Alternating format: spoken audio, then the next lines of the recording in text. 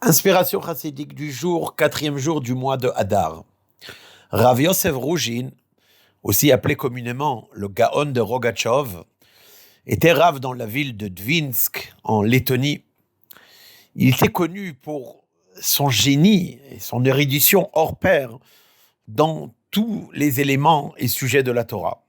Il a développé une démarche d'étude qui était très nouvelle, cherchant à réunir toutes les parties de la Torah. Le rabbi, notre rabbi, a d'ailleurs reçu son ordination rabbinique, sa smicha, du Gaon de Rogatchov, Rav Rougin. Lors d'un discours public, le rabbi a une fois fait remarquer à propos du Gaon de Rogatchov qu'il avait l'habitude de dire que pour lui, le jour qui était un jour difficile au niveau de l'étude était le Shabbat. Parce qu'en effet, le reste de la semaine, il pouvait mettre ses pensées par écrit et ainsi réussir à trancher la bonne réflexion, la bonne conclusion dans l'étude, alors que le Shabbat, il était obligé de poursuivre toutes les pistes de raisonnement possibles et de suivre toutes ces réflexions uniquement au niveau de son cerveau, ce qui lui demandait énormément d'efforts.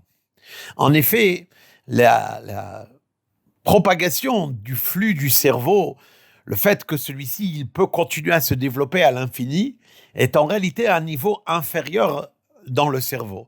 Le niveau le plus élevé dans le cerveau, c'est lorsque on atteint la compréhension véritable qui est après tous les développements possibles.